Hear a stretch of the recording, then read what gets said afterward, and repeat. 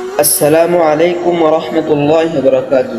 সুপ্রিয় দর্শক, আমরা সবাই অবগত আছি যে পৃথিবীর সব কিছু একদিন ধ্বংস হবে, সংগঠিত হবে কিয়ামত দিবস, পৃথিবীতে হবে কিয়ামতের ময়দান।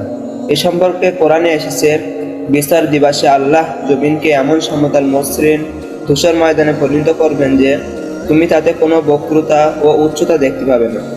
সূরা তাহা আয়াত নম্বর 106 ও 107। হাদিসের ভাষ্য মতে পৃথিবীর উপরিভাগে একটি চাদর রয়েছে, এক পার্শ্ব ধরে টান দেওয়া হবে, ফলে গাছপালা, পাহাড় পর্বত সাগরে পতিত হবে, অতঃপর সমতল হয়ে যাবে। আল্লাহ তাআলা কোরআনে ইরশাদ করেন, আর আমি জমিনের উপরিভাগকে বিচার দিবসে উদ্ভিদ শূন্য মাটিতে পরিণত করে দিব। সূরা কাহাফ আয়াত নম্বর 8। হাশরের ময়দানের বর্ণনা দিতে গিয়ে আমাদের মহানবী সাল্লাল্লাহু আলাইহি ওয়াসাল্লাম বলেন, কিয়ামতের দিন মানব জাতিকে লাল শ্বেত মিশ্রিত এমন এক সমতল ভূমিতে একত্রিত করা হবে যেন তা পরিচ্ছন্ন আটার রুটির মতো। ওই জমিনে কারো বাড়িঘরের বা অন্য কিছুর চিহ্ন থাকবে না। বুখারী ও মুসলিম। কিয়ামতের দিন এমন কোন 4টি প্রশ্ন উত্তর না দিয়ে কেউ সামনে অগ্রসর হতে পারবে না। সুপ্রিয় দর্শক, এটাই আমরা এখন জানবো।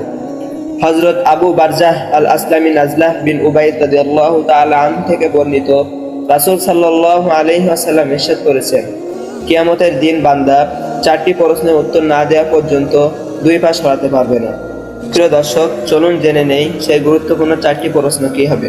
নম্বর 1, আল্লাহ তাআলা আমাকে আপনাকে যে একটি সুস্থ জীবন দান করেছিলেন, কোন কাজে জীবন ব্যয় করেছো? নম্বর 2, তোমার ইলম অনুসারে কেমন আমল করেছো? নম্বর 3, কোন খাত থেকে সম্পদ উপার্জন করেছো অথবা কিভাবে সম্পদ উপার্জন করেছো এবং তা কোথায় ব্যয় করেছো? নম্বর 4, নিজের যৌবনকে কোন কাজে বরবাদ করেছো? সুনানে তিরমিজি হাদিস নম্বর 2417। উল্লেখিত হাদিসে রাসূল সাল্লাল্লাহু আলাইহি ওয়াসাল্লাম এমন 4টি বিষয়ের কথা উল্লেখ করেছেন যার উত্তর দেওয়া ছাড়া কেউ পরকালে মুক্তি পাবে না।